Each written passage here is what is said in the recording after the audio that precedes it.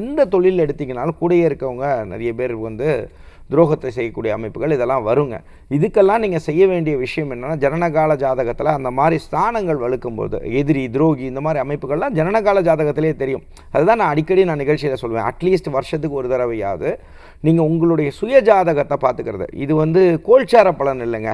இந்த ராகு கேது பயிற்சியோ சனி பயிற்சியோ குரு பயிற்சியோ இல்லை, அது இல்லை என்று சொல்லலை. ஆனால் அதோடு சேர்த்து நம்மளுடைய சுய ஜாதகத்தையும் பார்த்துட்டு அதுக்கு தகுந்த மாதிரி இந்த இயர் எப்படி இருக்கும், அதாவது நமக்கு வந்து ஜான்வரியிலேருந்து அப் டு டிசம்பர் வரைக்கும் நமக்கு எப்படி இருக்கும், அதுக்கு நம்ம என்னென்ன பண்ணணும், அதெல்லாம் நோட்ஸ் எடுத்து வச்சு அதுக்கு தகுந்த மாதிரி வழிபாடுகள், ஜோதிடத்தை நம்பக்கூடிய அன்பர்களை சொல்கிறேன், அதுக்கு தகுந்த மாதிரி விஷயங்கள் செய்யும்போது என்ன பண்ணுவோம் அப்படின்னு சொல்லி பார்த்தீங்கன்னா, இந்த எதிரிகள் துரோகிகள்னால உங்களுக்கு பிரச்சனை வராமல் அதுக்குள்ள வழிபாடுகளை செய்யும் பொழுது நிறைய நன்மைகள் வரும். ஸோ அந்த இதில் நீங்கள் என்ன செய்யணும் அப்படின்னா, விடாமல் அமாவாசையிலேருந்து நீங்கள் யாரை இறுக்கி பிடிச்சிக்கோங்க அப்படின்னு பார்த்தீங்கன்னா, ஃபஸ்ட்டு விநாயகரை கும்பிடுங்க, உங்கள் குலதெய்வத்தை கும்பிடுங்க, வாராகி அம்மனை கும்பிடுங்க. ஓம் குண்டலி புரவாசினி சண்டமுண்ட விநாசினி பண்டிதஸ்ய மனோன்மணி வாராகி நமோஸ்துதே அஷ்டலக்ஷ்மி ஸ்வரூபிணி அஷ்டதாரித்ரிய நாசினி இஷ்டகாம பிரதாயினி வாராகி நமோஸ்துதே.